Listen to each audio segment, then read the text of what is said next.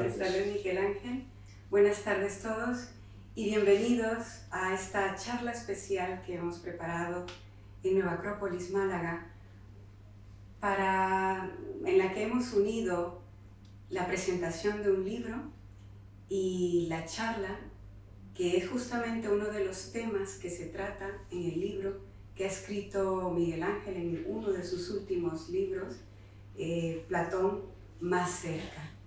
Miguel Ángel, me permitirás hablar un poco de ti, ¿no? Bueno, no te pases, breve.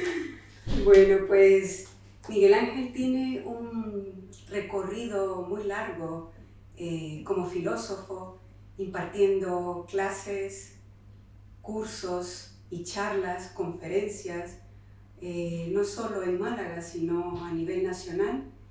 Y además ha sido miembro fundador y presidente de la Red Internacional de Ética Universal, y es actualmente vicepresidente, si vas a hablar de la UNESCO. Del Club UNESCO de Málaga, Educación, Cultura y Paz. Sí, ¿no? Y bueno, entre sus publicaciones se destacan El arte y la belleza, Ser feliz, la poesía como ejercicio espiritual, así como la colección de pensamientos de Cicerón, ¿no? El libro promete mucho. Toda su experiencia creo que va a venir aquí como un regalo para el lector. Pero, ¿qué nos cuentas?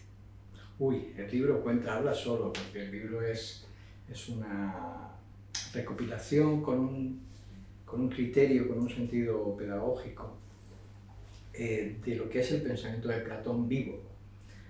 No es una aproximación romántica ni tampoco histórica, sino realmente tratar de ver en qué medida el pensamiento que desarrolló Platón, las ideas que desarrolló Platón, realmente nos pueden servir hoy para ubicarnos en la vida, en el mundo, para conocernos a nosotros mismos.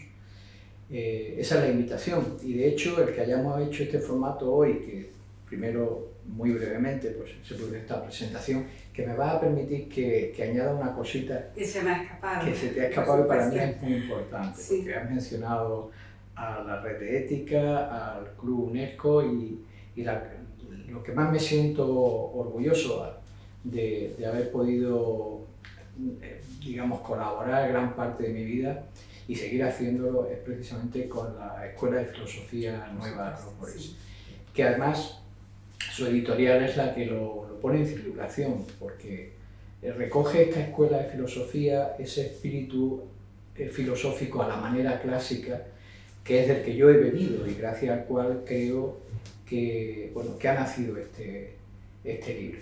Y como decía, vamos a hacer un formato especial, y es que en lugar de hablar del libro, vamos a dedicar un rato, vamos a poder charlar sobre uno de los temas que además es conocido para mucha gente, que es el mito de la caverna.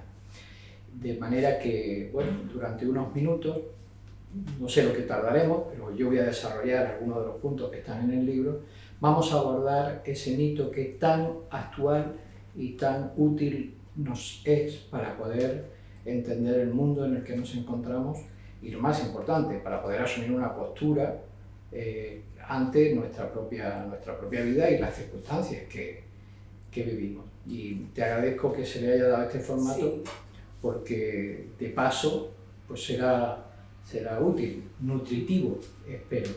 No por mí, porque torpemente yo soy un intermediario que además, entre Platón y nuestro mundo actual, que además enturbia, pero lo siento mucho, ojalá en vez de estar yo aquí estuviera Platón y yo me sentara ahí y yo le pudiera hacer una entrevista a Platón. Bueno, mi cosa, imagínate. Pero, ¿me podrías explicar por qué alma prisionera, la teoría del alma prisionera? Cuando hablamos del mito de la caverna, pues ¿quieres que me anticipe a la charla de ahora después? Como la idea que desarrolla Platón es la de que todos tenemos un interior muy rico, muy vivo, pero de alguna forma encarcelado por las sombras a través de las cuales la sociedad a veces niega nuestra propia realidad interna.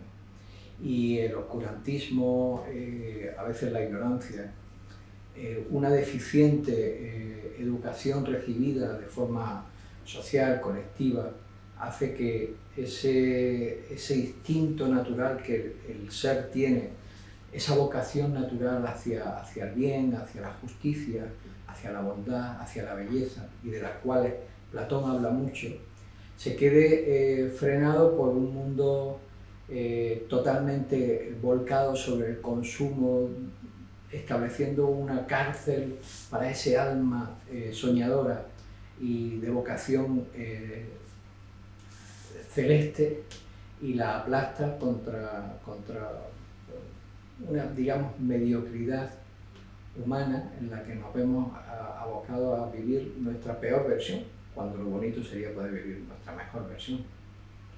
Muy interesante, nos espera una charla bastante enriquecedora, así que les dejo en sus manos.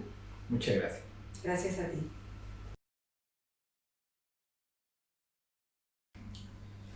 Como hemos mencionado antes, el mito de la caverna es uno de los capítulos, es una de las partes que son tratadas en este libro sobre Platón, este libro que hemos llamado Platón más cerca, pero el libro obviamente hace un recorrido por muchísimos más temas. En realidad, el planteamiento de la obra ha sido querer recoger de una forma sencilla, pero en ningún momento exenta de profundidad, todo lo que ha sido la sugerencia, el pensamiento platónico, desde lo que representaría la cosmovisión, lo más elevado, lo más metafísico sobre el origen del universo, hasta el encuentro del hombre consigo mismo, con sus necesidades de autodominio, de gestión interior, con ese potencial maravilloso por desarrollar,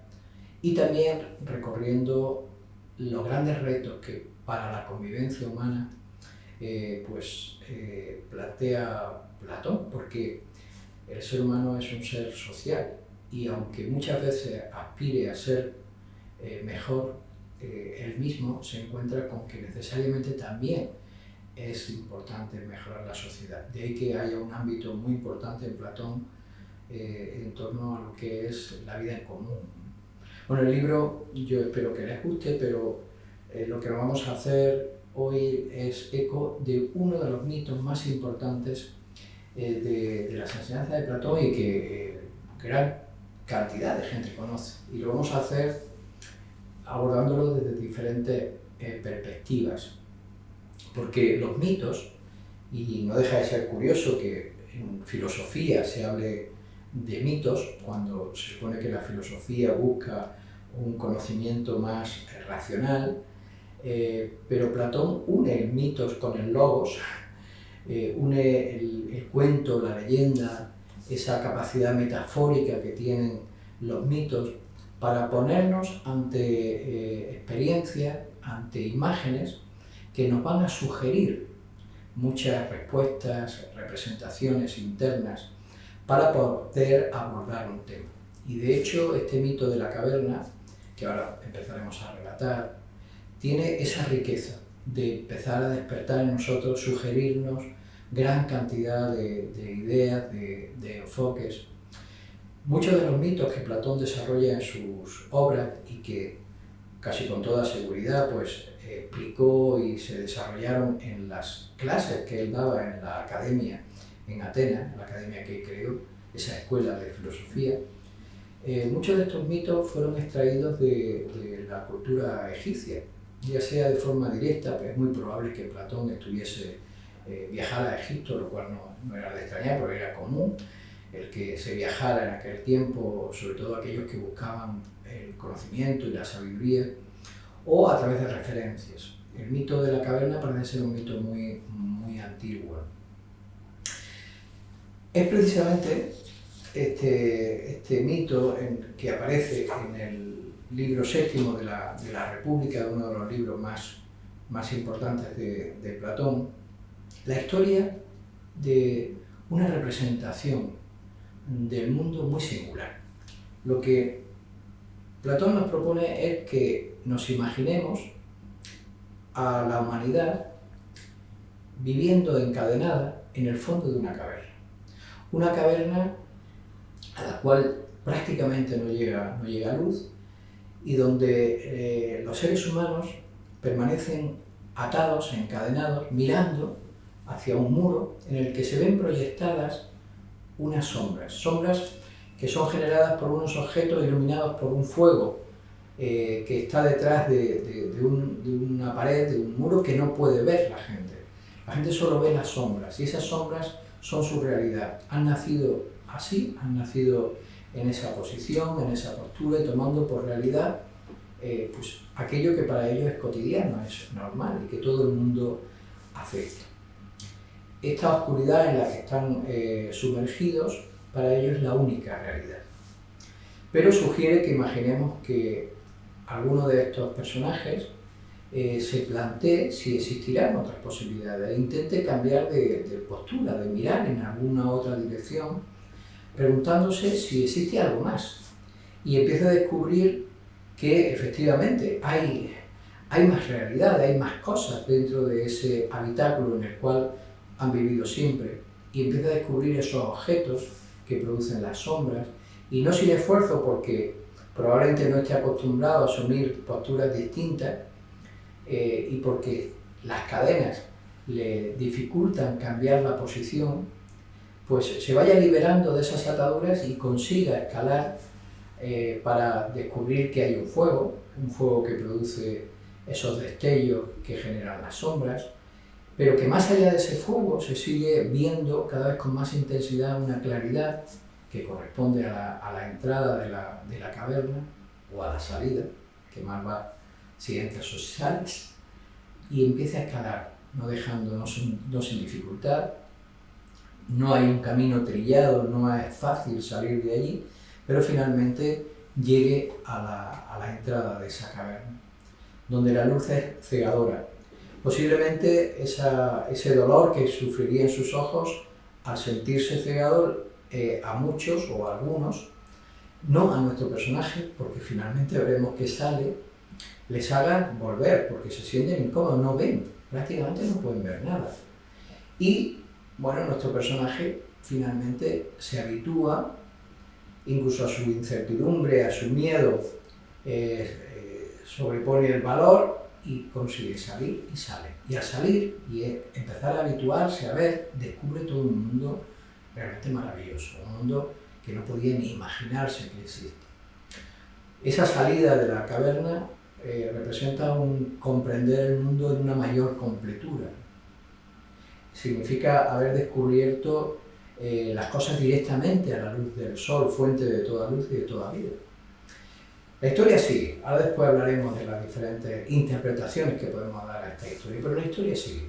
Sigue porque este personaje, que ahora disfruta de una vida, de una contemplación, de una posibilidad de experiencias riquísimas, muchísimo más grandes que la pobre estrechez en la que se encontraba en la caverna,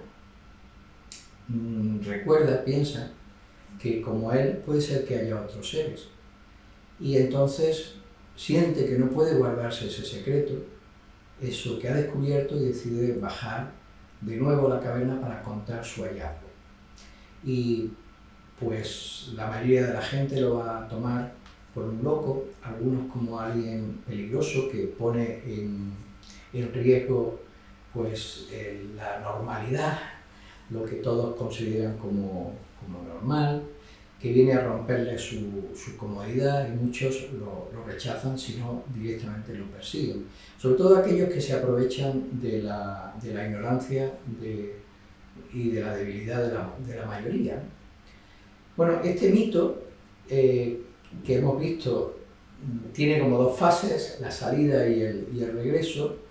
Lo va a expresar Platón para hablar de diferentes realidades. Como pasa con todos los mitos, tienen como diferentes claves de interpretación. Y nos vamos a detener en hablar de algunas de ellas. Una de las interpretaciones que podemos extraer de este cuento, de esta imaginación, es la idea de que en el universo o la realidad tiene diferentes dimensiones, es decir, que conviven en nuestro mundo como diferentes niveles de realidad. Platón justamente va a hablar de un mundo de las ideas, de un mundo superior, de los arquetipos, el mundo de las esencias, ese mundo inteligible, que está asociado con el mundo iluminado directamente por la luz del sol, fuera de la caverna. Y luego un mundo de sombras, que es el mundo de la materia, donde nuestro único elemento de contacto con la realidad son los sentidos, pero que nos hacen tomar por realidad cosas que en realidad están cambiantes. Son eso, sombras. De ahí que la imagen de las sombras como punto de referencia, como única verdad para los que están en el fondo de esa caverna sea muy, muy sugerente. Porque no solo son las sombras de lo que les rodea, sino que cuando se ven a sí mismos, toman por su propia realidad su propia sombra. Hace años recuerdo un artista que realizó una especie de creación muy interesante sobre el mito de la caverna, que consistía en entrar en una sala donde uno iba circulando de forma perimetral, donde había sombras en las paredes, pero sombras ya dibujadas, otras proyectadas por objetos fijos, pero donde al caminar unos focos de luz proyectaban nuestra propia sombra, que se mezclaba con las sombras de todo lo existente.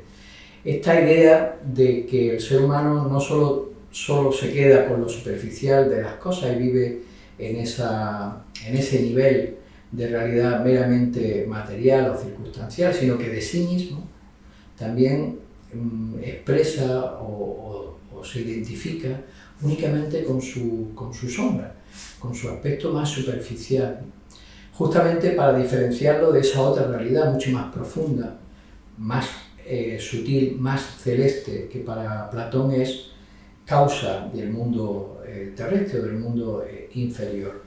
Hablar de esos dos mundos, un mundo superior, un mundo donde, digamos, radican, donde se han gestado los arquetipos, las ideas superiores del bien, de la justicia, de la bondad, de la belleza, que no terminan de plasmarse, lo único que vemos en el mundo son sus tristes sombras, demarca un camino entre esa sombra, esa oscuridad, ese estado en el cual uno se identifica meramente con lo pasajero y esa esencia, ese mundo del ser, que de alguna manera es una aspiración. Todo ser humano quiere encontrar su verdadera identidad y para Platón nuestra identidad es más celeste que terrestre.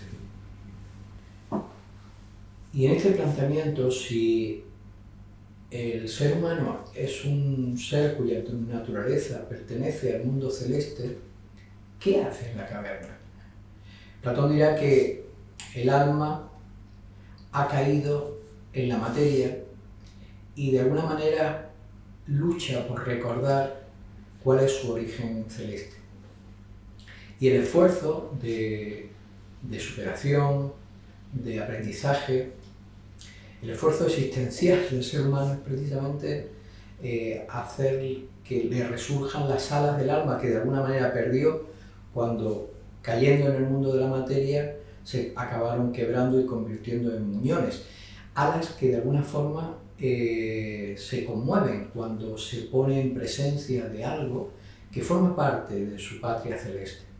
Esto es lo que vendrá a decir Platón y que de forma tan poética de lo que nos habla es que cuando un ser humano tiene algo despierta el alma y se pone en contacto con algo bello o con algo justo o con la bondad de los demás seres humanos o se aproxima a la comprensión de ciertas verdades, cuando se pone en contacto con esas cualidades de lo justo, lo bueno, lo bello, lo verdadero, de lo cual el alma ha participado en ese mundo celeste, se conmueve y reconoce, intuye, recuerda. Y la salida de la caverna, esa salida desde la oscuridad hasta el reino nuevamente de la luz, del sol, no es sino el propio proceso de despertar interior del ser humano, de ese despertar que le va a permitir encontrar su verdadera naturaleza y reconocer lo esencial en el mundo y en la vida. Esa idea, ese retorno, le dará una especial importancia a Platón a la hora de entender el valor de la educación, porque Platón entiende que la educación debe de ir dirigida a que cada ser humano despierte las cualidades propias, las cualidades internas que le permitan tomar las riendas de su propia vida y dejar de vivir solo como una sombra impulsada por los espectros exteriores y encender, desarrollar una capacidad, una cualidad interior para poder conocer y ver. De hecho, la teoría del conocimiento de Platón, la idea de qué significa conocer para Platón, el conocimiento para él no es una acumulación de datos. Para él el conocimiento no es aprender de memoria muchas cosas, no es un cuenco que se llena. Para Platón el conocimiento es más una luz interna que se enciende y nos permite reconocer las cosas y disipar las sombras. Es decir, es una capacidad de desarrollar el discernimiento, la voluntad, la propia fortaleza para coger las riendas de la propia vida. Así, podemos entender que el mito de la caverna también sirve para explicar los diferentes grados de conocimiento y de sabiduría, en esa búsqueda de la luz, que podemos entenderla como el conocimiento superior, y las sombras como la ignorancia. Ese proceso que nos lleva de la ignorancia al conocimiento estaría marcado por los diferentes estadios de la salida de la caverna. La primera, la ignorancia, muy asociada a lo que Platón llamará la opinión, la doxa, es simplemente dejarse llevar por lo que la mayoría dice sin tener la más mínima intención siquiera de tener criterio propio. Y sin embargo haciendo culto a las meras opiniones, que siempre será el término medio o el camino medio entre la ignorancia y la sabiduría. Ese primer punto de la ignorancia se vence, y así lo dirá, lo remarcará muchísimo el que fue su maestro, Sócrates, reconociendo la propia ignorancia. Quien no reconoce la propia ignorancia jamás puede iniciar el camino de ascenso hacia un conocimiento superior. Pero el primer punto de encuentro con algo de conocimiento que tiene el mito de la caverna es el reconocimiento de ese fuego, de esa causa de las sombras, pero es una causa instrumental. El fuego es una imagen del sol en la tierra, de esa luz exterior. Pero esas causas instrumentales nos permiten entender cómo funcionan los fenómenos, los procesos en nuestro mundo sensorial. Pero no nos habla de las causas, de los porqués. Ese fuego nos puede permitir conocer leyes, pero no nos dice las finalidades, nos enseña los cómo, pero no los para qué. Por eso la búsqueda para Platón debe de continuar hasta llegar desde ese mundo de opiniones que pasa luego por las creencias para llegar a un razonamiento que empieza realmente a descubrir fenómenos, procesos, leyes, llegar finalmente a lo que es la noesis, la verdadera sabiduría, que es de alguna manera contemplación, es discernimiento y es intuición de la propia verdad. Platón dirá, es el alma que reconoce lo bueno, lo bello y lo verdadero. Y ahora vamos a abordar uno de los aspectos simbólicos de este mito de la caverna, quizás más cercano a lo que comúnmente vivimos, aunque todo lo demás que hemos hablado forman parte de las inquietudes de aquel que realmente quiere conocer, comprender, dar sentido a todo lo que vemos y a la propia vida, a la propia existencia. Indudablemente el mito de la caverna de Platón aborda el tema de la libertad y de la esclavitud. Hemos hablado de seres humanos encadenados por su ignorancia, pero también encadenados por una gran cantidad de ligaduras que han hecho que se vuelvan rígidos, incapaces de dirigir la mirada en una dirección distinta a la que vienen haciéndolo desde que nacieron. El tema de la libertad siempre preocupó a los filósofos antiguos y a todos los seres humanos, si bien es cierto que el significado y la importancia de la libertad no ha tenido siempre el mismo valor. Hoy nosotros entendemos por libertad sencillamente poder hacer lo que nos dé la gana, y eso sí, sin recoger la cosecha. Es decir, que si la cosecha es buena, muy bien, pero que si la cosecha es mala, es decir, si las consecuencias de lo que yo hago no me benefician, entonces que la coja otro y yo me escape. Esa idea de libertad es un poco fantástica, no existe, se va de las leyes de la vida, ¿no? Es más, identificamos la libertad siempre como un elemento que depende de algo externo. Es decir, hemos asociado la libertad a que nos permitan elegir, a tener oportunidades para elegir. Y obviamente es para realmente aspirar a que el mundo me permita tener posibilidades de elegir mi estilo de vida, de poder tomar mi camino, etcétera, etcétera. Pero Platón plantea algo más interesante, y es hasta qué punto no existe un tipo de esclavitud, un tipo de falsa libertad, cuando tal vez creemos que podemos elegir, cuando tal vez nos den las oportunidades para elegir, pero no tengamos capacidad para hacerlo. Para el pensamiento platónico, la libertad necesita dos pies: oportunidades para elegir y capacidad para poder elegir.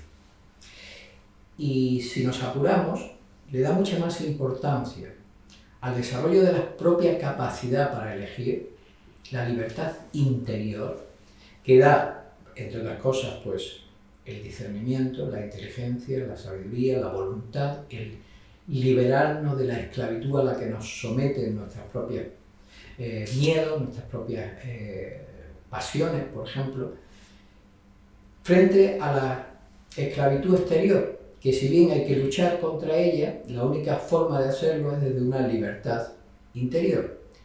Quien tiene ojos y luz interior nunca dejará de querer transformar las cosas, pero el que no ha reconocido su esclavitud interior difícilmente puede trabajar, cambiar esa situación, no se va a rebelar contra esa, ¿no? De hecho, a veces pensamos que lo único que nos puede oprimir es el dolor, ¿no? El miedo a que alguien nos haga daño, nos amenace, ¿no? La amenaza externa. Pero a veces también esclaviza y oprime el placer, cuando generamos dependencias y perdemos nuestra capacidad de perspectiva, nuestro gobierno de nosotros mismos. Y el mito de la caverna también por lo tanto lo que hace es recordarnos que esa salida de la caverna no deja de ser sino una toma de posesión del dominio de sí mismo. Nadie puede ser libre mientras realmente no tome posesión de sí mismo. Y para tomar posesión de sí mismo hace falta poder ver no solo hacia afuera, sino verse a sí mismo, es decir, conocerse a sí mismo. No quedarse solo en las propias sombras. Y por otro lado, quien no ha logrado cierta libertad interior, quien no se domina básicamente, quien no ha tomado posesión de su propia vida, está muy a merced de los manipuladores. Que este es otro de los grandes temas que aborda el mito de la caverna. Hasta donde la ignorancia no es uno de los instrumentos mayores de manipulación. Porque podemos imaginar cuando aquel joven que quería quitarse esas ligaduras y mirar en una dirección distinta, aquellos que hubiesen establecido un cierto negocio de las sombras, cómo verían peligrar su status quo, ¿no? Cómo verían en aquellos que realmente tienen una visión distinta de las cosas y una necesidad de libertad, una amenaza frente al mercado de la esclavitud. Hoy estamos muy lejos de ese mercado de la esclavitud, entre comillas, ¿no?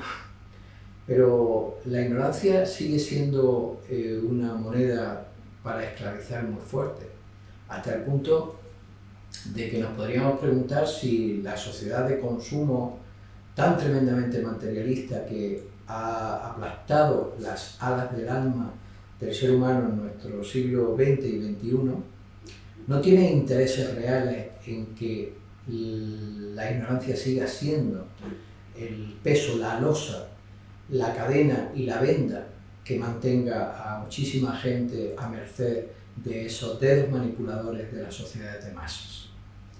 Y lo digo con todo el énfasis que esto tiene, porque la ignorancia siempre sirvió para manipular y esclavizar. Y no se saca a la gente de la ignorancia simplemente alfabetizando, que es importantísimo, para tener acceso a la lectura, a los libros, a los pozos de sabiduría. Se saca a la gente de la ignorancia cuando hay una educación que realmente ayuda a desarrollar capacidades humanas y no simplemente a acumular datos y conocimientos. Y eso es lo que Platón quería dejar claro, despertar el interés en el ser humano por comprender, conocer, por tomar posesión de la propia vida. Porque además no se puede considerar libre a un ser simplemente porque pueda mantenerse vivo. Para todos los filósofos clásicos, la libertad está asociada al despliegue de las cualidades que nos son propias, al poder realizarse en aquello que es nuestra condición. Y hay un ejemplo sencillo que nos permite entender esto. Un pájaro que puede comer, beber, pero está enjaulado. ¿Diremos que es libre? No. ¿Y por qué no es libre? Sencillamente porque no puede ejercer aquello que es propio de su condición, que es su identidad, volar. La misma pregunta nos podemos hacer para el ser humano. ¿Qué nos hace humanos? Porque en tanto no podamos desarrollar y ejercer la condición que nos distingue como humanos, no podemos decir que seamos libres. Y para Platón, esa condición está asociada a ese alma interna capaz de reconocer la belleza, la justicia, la bondad y la verdad, términos que nunca me cansaré de repetir porque constituyen verdaderamente un ideal de vida individual y social. Por lo tanto, esa idea de la esclavitud asociada a la verdadera libertad está dirigida al encuentro con nuestra verdadera naturaleza y a la toma de posesión de nosotros mismos. Pero recordaremos en el mito que aquel personaje que había salido, que se esforzó durante mucho tiempo en escalar hasta hallar aquel hueco que le permitió contemplar directamente la luz del sol y la naturaleza con todo su esplendor, y al que él llama filósofo, es decir, el que está tratando de salir de la caverna es el filósofo, el que puede contemplar directamente ya el mundo con todo su esplendor desde la luz es el sabio, pero aquel personaje volvía a la caverna. Y a este personaje Platón le llama el político, aquel que por amor y desde un grado de realización y sabiduría trata de entregar parte de su vida renunciando a lo que le permite disfrutar, renunciando a ese estado, a ese lugar tan maravilloso en el que se encuentra, renunciando al propio disfrute, descender a las sombras de las cuales, o a las cuales ya no está acostumbrado, para ayudar a su semejante. Esta idea que en Platón está siempre presente, de que el ser humano tiene un compromiso con la humanidad, de manera que nadie puede o debería aspirar a algo mejor ni a ser mejor en sí mismo, sin unir a eso el que eso produzca un bien también para los demás, esa idea de que el amor está vinculada al servicio y a la sabiduría y que todo ello constituye la esencia del servidor público, del político, está hoy en día muy denigrada. De hecho, es un ideal tan lejano que nos parece imposible. Mucha gente lo calla diciendo el mundo nunca será así. La realidad, la cruda realidad es la que vemos. El poder corrompe y aquellos que ostentan el poder pues acaban explotando, corrompiéndose desde el punto de vista moral y pensando en sus intereses y sus beneficios. Platón dice que esto no tiene por qué ser así, que realmente si se cultiva lo mejor que el ser humano tiene, guarda en su interior un verdadero potencial de servicio. Y lo sabemos porque algunos seres humanos a lo largo de la historia lo han mostrado. Para mí, el mito de la caverna entonces nos habla de una aspiración natural, interior, de querer ser brillante, luminoso, de querer acceder a lo mejor, de querer tener un mundo mejor para cada uno, pero a la vez nos recuerda que somos seres vinculados, que tenemos un destino común y que no podemos pensar solo en nosotros mismos sin de alguna manera también pensar en los demás. Y que probablemente ese trabajo de mejora y transformación interna sea posible en la medida en que se hace por y para los demás. Esa es la idea, al menos que Platón plantea, para el sabio.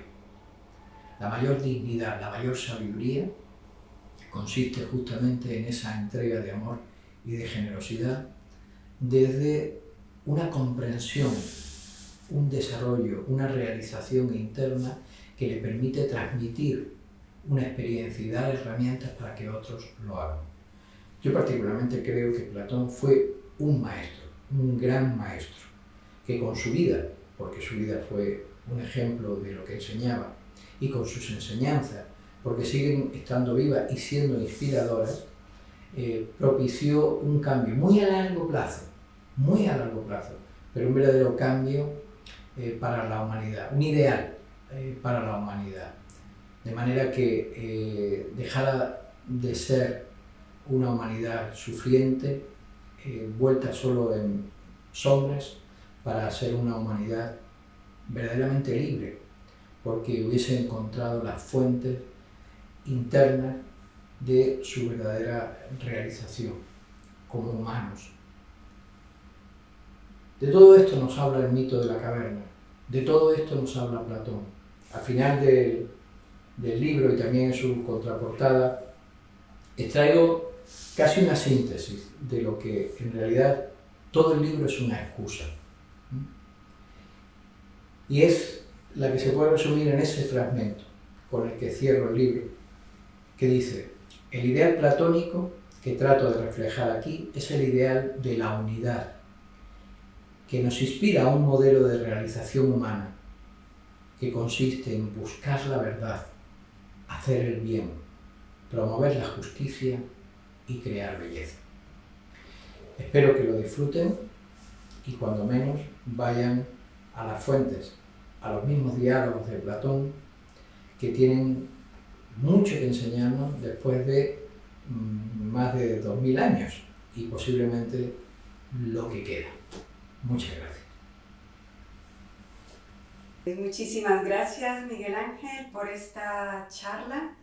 Ha sido realmente enriquecedora y yo lo que os puedo invitar es que compréis el libro.